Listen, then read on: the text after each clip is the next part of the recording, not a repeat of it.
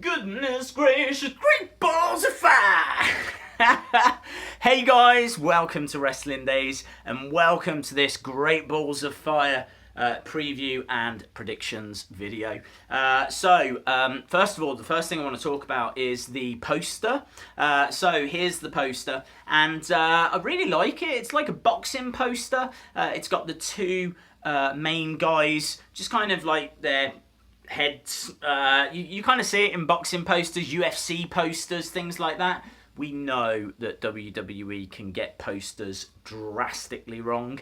I seem to recall a Money in the Bank where there was Big Show sitting on a bed reading a bedtime story with Hornswoggle, and it's like, what? What? How is that meant to sell a pay-per-view? But I think this does, and it's done a really good job as well of making Samoa Joe look as big physically as Brock Lesnar. We know that Samoa Joe is a big guy, but he's not quite Brock Lesnar. But this poster kind of makes it look like they're both roughly about the same. So I like the poster. This show is coming from the American Airlines? Yeah, the American Airlines Center in Texas. So it should be a really good crowd. You know, the Texas crowd, very knowledgeable wrestling crowd. So hopefully they're going to be up for this. And I think it's a really strong card. So I'm really excited for the first ever Great Balls of Fire show. So let's get straight to it. First thing I wanted to talk about was Goldust against R-Truth, because I've not seen that match mentioned on like the Wikipedia for this, or I've not seen other shows talking about it. So I'm going to mention it in case it happens, but there's every chance that it won't. Are they going to save this for Raw? I don't know. Honestly, I might have missed something, but I was under the impression that Goldust against R-Truth was going to take place at this show. And so I'm going to go with R-Truth if it happens. I think that R-Truth has been kind of screwed, if you will, by Goldust. I think this Goldust character, it's much more PG than what we saw in the 90s, which is a bit disappointing. But understandable, I get it. Personally, I'm a big fan of Goldust. I loved the 90s character. I know we'll never get back to that, but it's great to see them giving him a little bit more to kind of get his teeth into. I'm really hoping that it's not going to be just full of silly comedy. I really want to see a competitive Goldust match, and I'm not sure if I ever will again.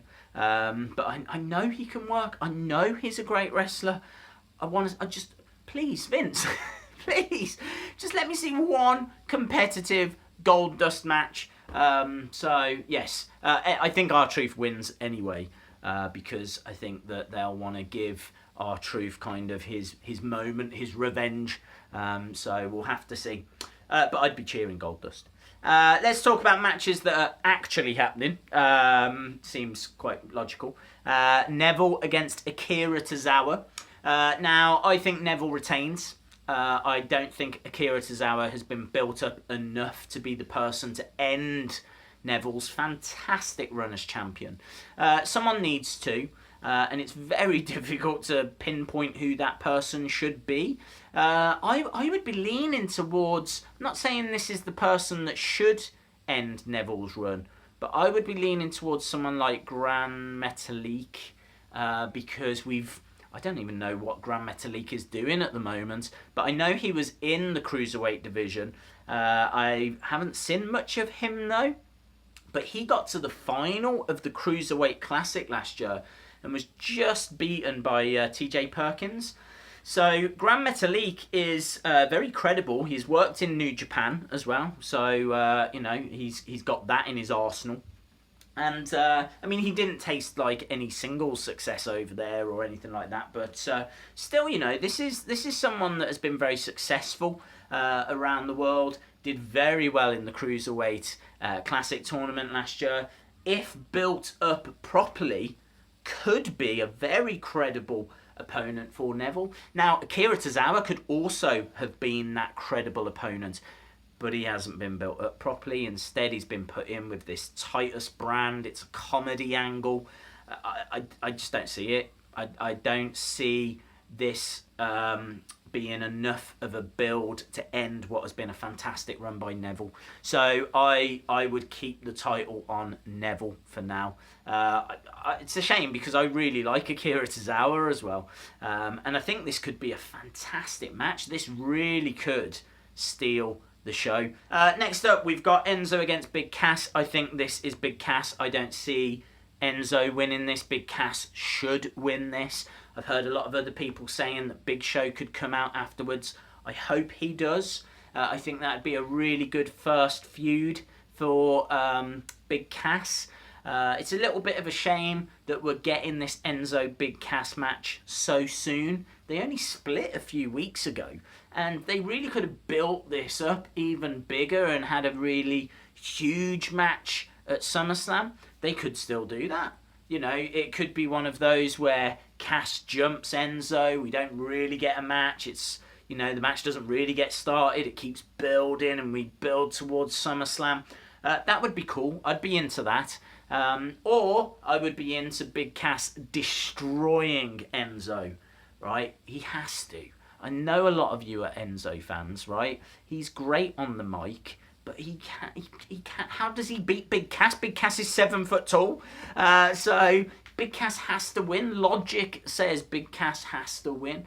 And then, you know, maybe he keeps beating up on Enzo and out comes Big Show. And then that's Big Cass's first feud, which Big Cass can get the better of. And then we're off, you know, we're building a new star, a new heel. And I'm into that. So, yeah, I wouldn't be disappointed if Enzo won, but it makes much more sense if it's Big Cass.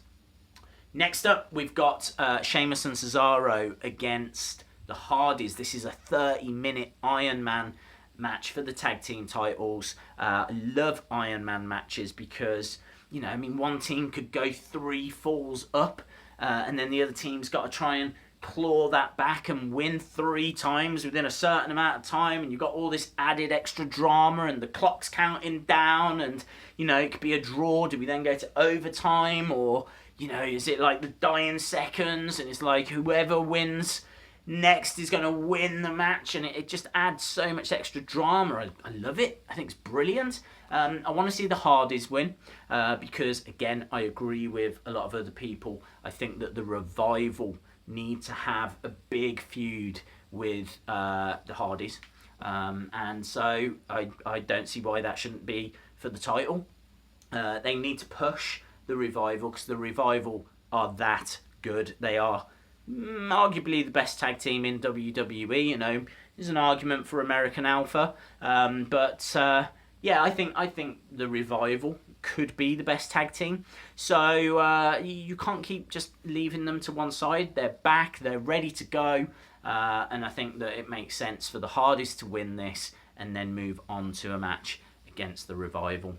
Next up, we've got Roman Reigns against Braun Strowman in an ambulance match. Now, this is interesting because I think that Roman will win, but I want Braun to win, and the reason I want Braun to win is because I just think that they've got another Brock Lesnar on their hands. They've got a guy who is, I mean, he's a former strongman, like legitimately a strongman.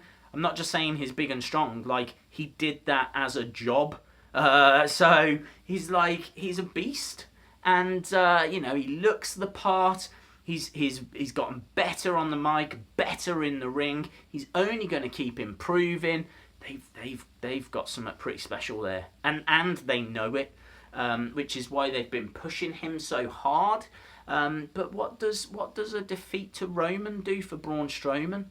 I mean, Roman's already headlined WrestleMania. I don't know how many times. Won the Royal Rumble. Was it twice, is it? I can't even remember. But it's like, he doesn't need this win. Roman does not need this win. I think Braun does. You know, I think that, you know, Braun was put on the shelf because of that kind of altercation that he had with Roman. He's just come back. Does it make any sense for him to now lose this match? But I think they will do that. I think they will have Braun lose this match, and I think Roman will go on to win because all the signs are pointing towards Roman Reigns against Brock Lesnar for the title at SummerSlam. So sadly, I don't see where Braun fits in. So I think Braun loses this one.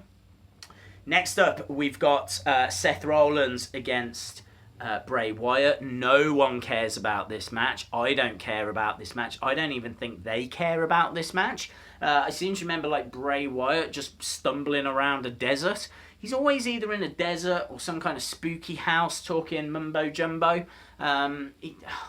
Seth has to win. Seth's on the cover of WWE 2K18. He is the cover star. He's in the main trailer. What does a defeat to Bray Wyatt do to help him? I think they'll probably build Seth up. You know, Seth got a big win over Triple H at WrestleMania, and then he's just kind of bobbed around, hasn't really done anything, had a so-so feud with Samoa Joe, and now he's in an awful feud with Bray Wyatt. He needs direction, and I think he needs to be going for that Universal Championship. Maybe SummerSlam is Seth, Roman, Brock, and we have a triple threat or something, but I just don't see Seth losing this match. Next up, we've got Alexa Bliss against Sasha Banks for the Women's Championship, the Raw Women's Championship. I think Alexa wins. I think Sasha will get it eventually. There's just no need for that to be now. I don't see why the title needs to change this close to SummerSlam. Just hold off. Wait for SummerSlam. You can do the change there. And not only that, it's like I think Alexa needs to keep hold of the title to recover from that awful Bayley feud. It just did not work. It didn't help anyone.